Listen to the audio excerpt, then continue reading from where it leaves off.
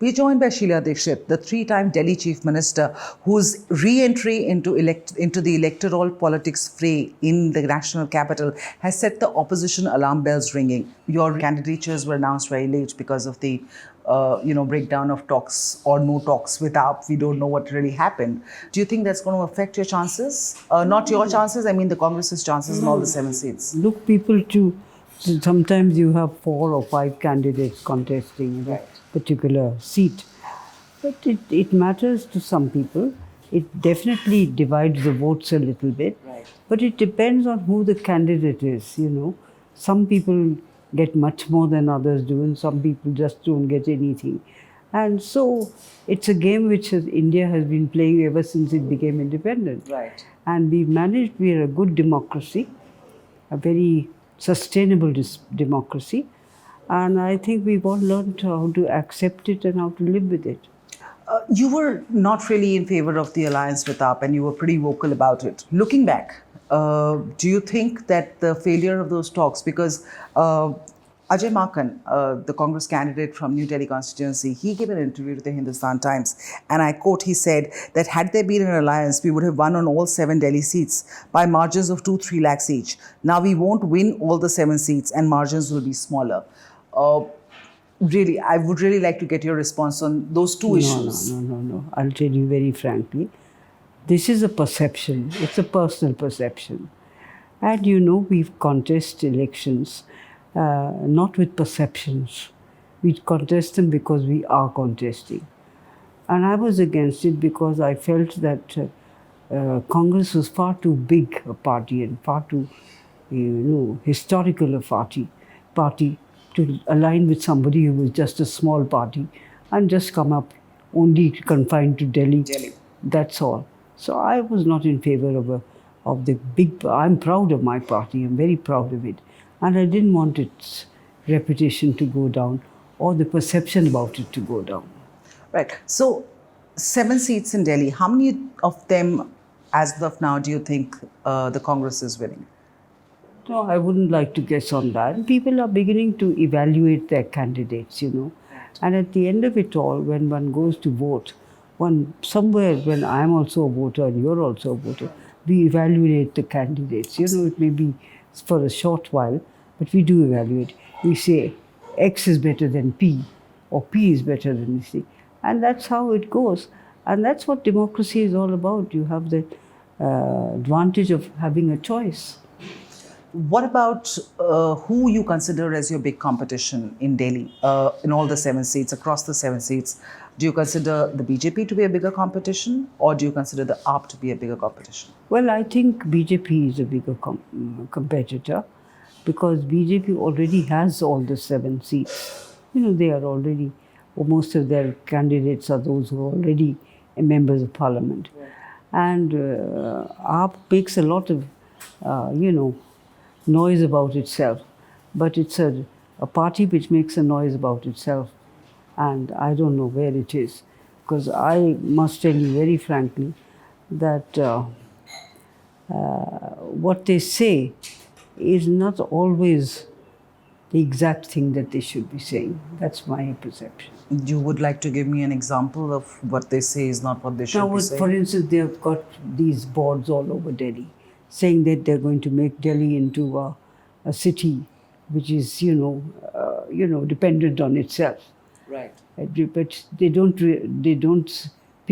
most people don't know. The Constitution does not give Delhi that right. You're really referring to the statehood issue, which is the main pole manifesto plan. So what are you misleading people? Those who know understand this, but those who don't will also say, oh my God, he's going to make Delhi independent, and self-sufficient,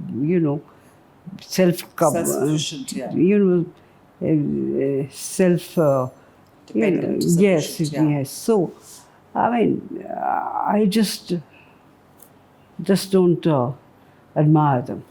I just don't think well of them.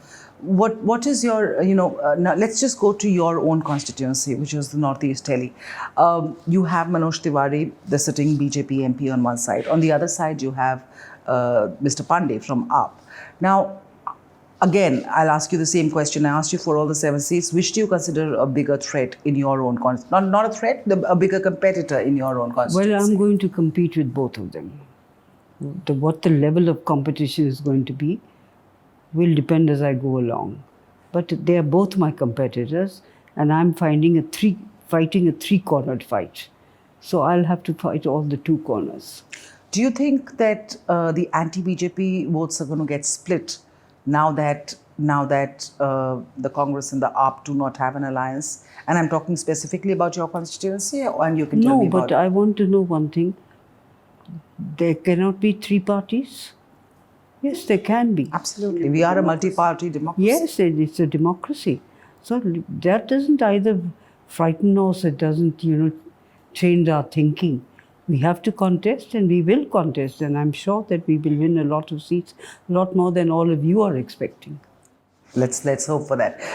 What are the 3 main campaign or poll issues? I would really like you to just limit yourself to 3 because I'm sure there are many. But what are the key main campaign issues or your poll issues in your Northeast constituency? Like, for instance, my Northeast constituency, as you have said specifically, the roads are in a terrible condition. The Northeast has not grown up in the past 3-4 years, 4-5 years. It's just remained where it was. If you were to go and visit that, you will feel that you have come not in Delhi, but somewhere out of Delhi, in a far-off place, which has nothing to it. There's nothing that you can be proud of over there. It's just a very ordinary kind of a corner of the city, Delhi, which is supposed to be the country's capital. You don't find that it is a part of the capital. You see, when you go to the Signature Bridge, for instance, even that is not being maintained properly. I will pass through it yesterday, twice over, and I felt very sad that here is this building, which is supposed to be the pride of Delhi, and it's not even cleaned up. It looks so blackish and, dirty. It looks certainly that. And I felt very sad that we cannot even maintain a thing like that. What is wrong with this government? Can't it look after it? You're really talking about the AAP government in Delhi at this point. What about at the Lok Sabha level? How do you expect people to vote? Do you expect people to vote on the basis of local issues? Or do you like traffic and the condition of the roads and the hygiene of the area and the cleanliness in the area? Or do you actually people to expect, because as far as BJP is concerned, they've made it about Modi. No, they've got a prime minister who's a Modi. We've got a leader who's Rahul Gandhi. We've got Sonia Gandhi. We've got Priyanka. It's not that we are short of leaders or anything. It depends on how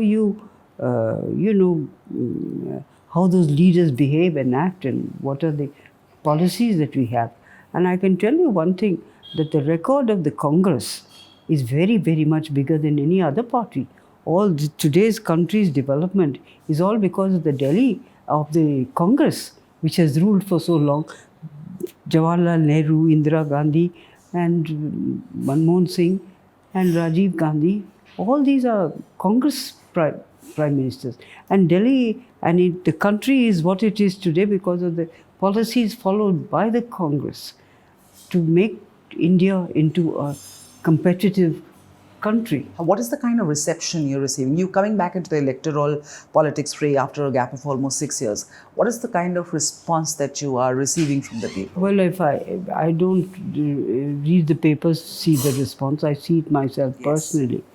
And it's very good. It really is very good. I didn't expect this to be there, but it's very good. The meetings are very well attended and very enthusiastic and very responsive. People, it's not that they are just sitting there and because they've been asked to sit there. Right. They are participatory. Well, you are one of the most recognizable faces in Delhi politics, and you have been for the longest time. So that's expected. Or did you? No, that's not expected because I've been there for a long time. It's expected because they are enjoying what they are seeing, or they are welcoming what they are seeing, or they are accepting what they are seeing. So that's it, and they're showing it by being happy about it, by being, participatory. 2 questions before we sign off, and these are the last 2 questions. you know, your being 81 years old has been highlighted by some of your rival candidates as one of the reasons that you probably are not equipped for the role that you're obviously vying for. How would you respond to those critics? Well, God is kind. I walk like anybody else. I talk like anybody else. I read like anybody else. So far, think life has been good. I cannot say about, the next year or the year after. And I have with me expertise, which I have practiced all my life. And it's a background which many others don't have.